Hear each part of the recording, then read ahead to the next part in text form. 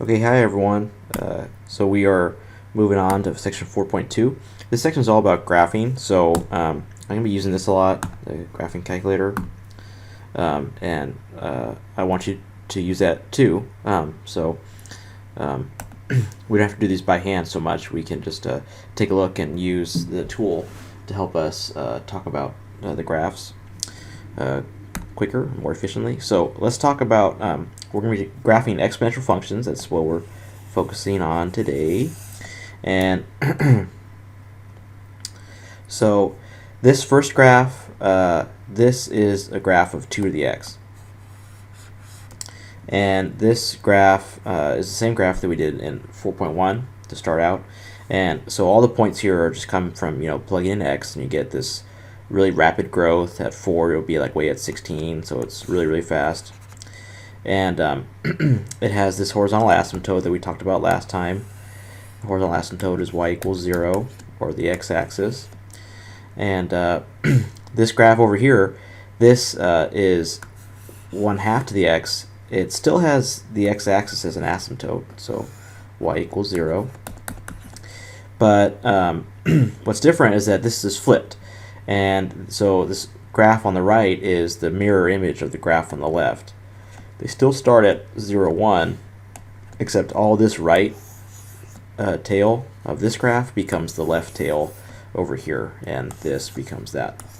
And the reason for that is that 1/2 to the x, you can rewrite that as 2 to the negative 1 to the x, which is the same thing as 2 to the negative x. And so when you have 2 to the x versus 2 to the negative x, remember what the negative does when you replace the x with a negative, all that does is it flips it left right. So this will be a horizontal flip. So because we have this horizontal flip, that's why the graphs look like this. They just get swapped across the this line right here. So if I drew them at the same graph, it would look like this. And so they're just mirror images of each other horizontally, left, right. Okay. All right. So that's pretty much all the comparing and contrasting I wanted to do here. So they still both start at 0, 1. Every exponential graph starts there. Every single exponential graph starts at 0, 1. That's the initial point. If I don't have a number in front, like if I had like a 10 in front of these, then they would start at 0, 10. But because the a number is 1, they both start at 0, 1. They both have this asymptote of y equals 0.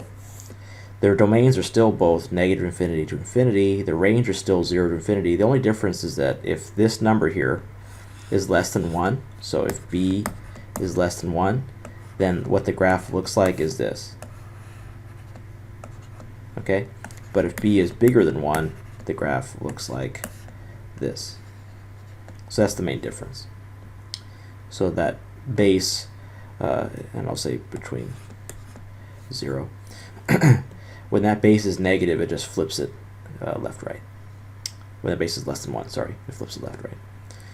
Okay, so let's go ahead and let me minimize that here.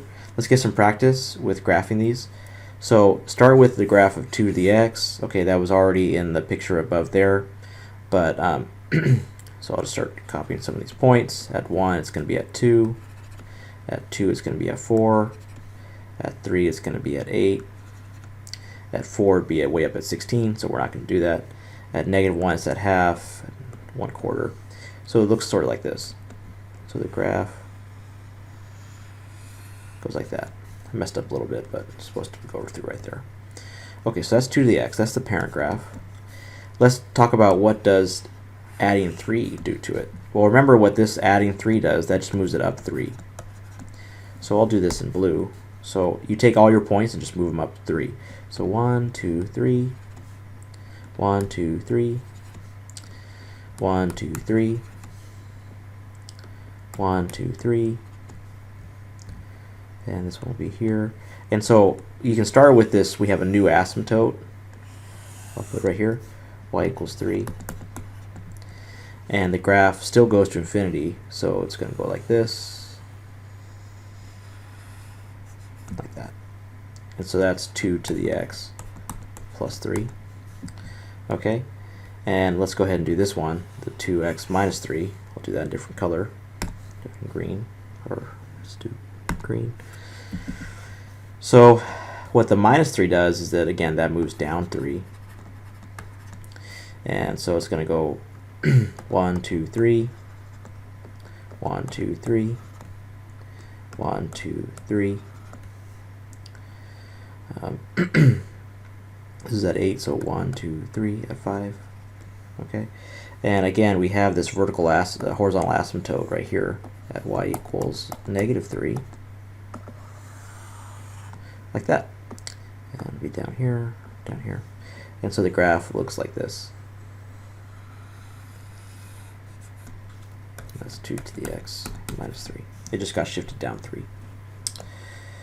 Okay, so that is, I'm just being kind of loosey-goosey, where I'm just going, relatively fast here. But if you're not sure, that's just using the transformations of graphs, which we learned in Chapter 1.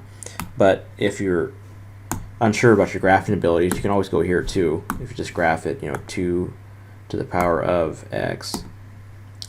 And let me make sure my zoom is good. And we get this graph right here, going like that. And if I graph the other ones as well, we'll see that they do the same thing that I did when I graphed it. Plus 3 is going to make it move up 3. We'll graph that. Makes it move up 3. And 2 to the x minus 3, that's just going to do exactly what it did on my graph. It's going to move it down 3. Being able to do it by hand is nice because we can tell what the horizontal asymptote is as well. Okay, so that's that.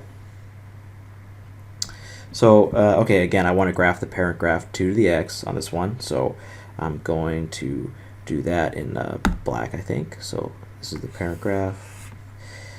Again, starts at 1. 1 is at 2, 2 it's at 4, 3 is at 8, half that. It has this as a horizontal asymptote, y equals 0. So the graph doesn't go through there, and then I just connect the dots. Like that. Okay, so that's 2 to the x. So let's talk about what does this one do. I'll do it in red. The 2 to the x plus 3. Well, remember that this x, remember your x lies, so the plus 3 just means that it moves it doesn't move to the right 3. Your x always lies, so it means it moves to the left 3. So if it moves to the left 3, that means I can take all these points that I had graphed previously and just move it to the left. So this will be 1, 2, 3, 1, 2, 3, 1, 2, 3, 1, 2, 3. And this one will be moved as well. 1, 2, 1, 2, 3, etc. And so I still have, so this doesn't affect the horizontal asymptote, it just affects the left, right, where the position was. So I still have y equals 0 as my asymptote. And the blue as well, we'll do this in blue, 2 to the x minus 3. So remember your x lies, so if it's -3, it actually means it moves to the right 3, and so do it in blue. So 1, 2, 3, starting point. 1, 2, 3, 1, 2, 3, 1, 2, 3. And this one will be 1, 2, 3, etc. So it goes like this. 2 to the x minus 3. Okay. And again, that's just me doing it using the transformations, but if we went back over here, and let me get rid of these, and we just graph them this way, you can do it as well. Now when you do an exponent, you have to wrap it in parentheses, so it'll be 2 to the x plus 3. Down here will be 2 to the, wrap it in parentheses, x minus 3. Okay, and then we say graph. The first one is the 2 to the x. The one to the left is going to be to the 2 to the x plus 3. and the one on the right is going to be the 2 to the x minus 3 right there. So very similar to what I graphed over there. Okay. So let's just continue on with this 2 to the x here. Okay, so let's just get practice again with let's graph it, and then I also want to do the vertical reflection and the horizontal reflection. So we've been graphing 2 to the x all day, so it's 2, starts here at there, here it's at 2, here it's at 4, here it's at 8, 5, 6, 7, 8, and it goes like this. So that's 2 to the x. Now the vertical reflection, that means it moves up and down, and it's going to be flipped. So I can write that equation first, that function. Let me do it in red. Remember, vertical means we want to affect the output, so it means we have to put the negative on the outside. So negative 2 to the x, that's the vertical reflection. And that graph is going to, again, what that's going to do is going to take all these x values and just flip them down. So let me do that here. So, oops. Oh well. So 2, 3, 4, 5, 6, 7, 8. Negative 8.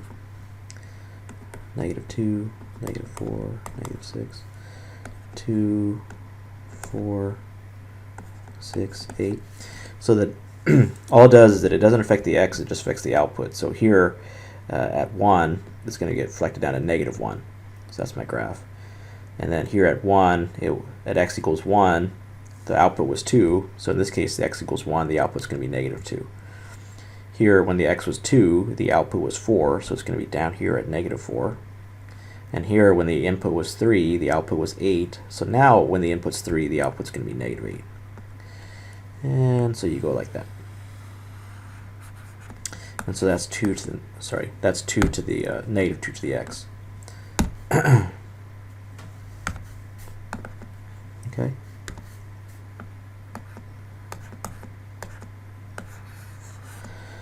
And then the horizontal reflection, well, remember how we're going to do that. So we did that at the very beginning. Let me do a different color, green. So what that's going to be is that I need a negative on the exponent. So it's going to be 2 to the negative x, which we talked about according to algebra. That's just going to be 2 to the negative 1 to the x, which is the same thing as 1/2 to the x.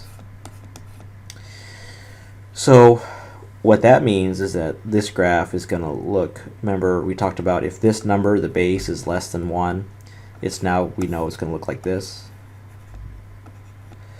And the reason for that from the graph is that, again, you take an x value and you just, excuse me, you flip it across. So here when it was 0, 1, it's still going to be 0, 1.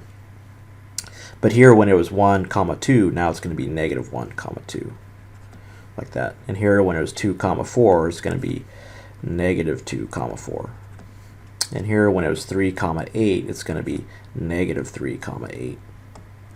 Like that. And so the graph is going to go like that. So that's the horizontal reflection, which would be 2 to the negative x, or 1/2 to the x. Okay. And just, quick reminder, we can always do it with a calculator too. So let's do the vertical reflection first. So that's negative 2 to the x. And we hit graph. So this is the first one, 2 to the x. And now this next one's going to be going down. That's 2 to the negative x. Sorry, negative 2 to the x. And then let's do the horizontal reflection, which will be negative 2. I messed that up, sorry. Let me clear that. It's going to be 2 raised to the, and I'll put a negative x here. It's all good. And this one should be the left-right flip. So it's the horizontal reflection. Okay, either way, by hand or with a calculator, we can see where these reflections come from and see how to graph them. Okay, I'll post this on Canvas, and then you guys can start doing the homework. Thanks.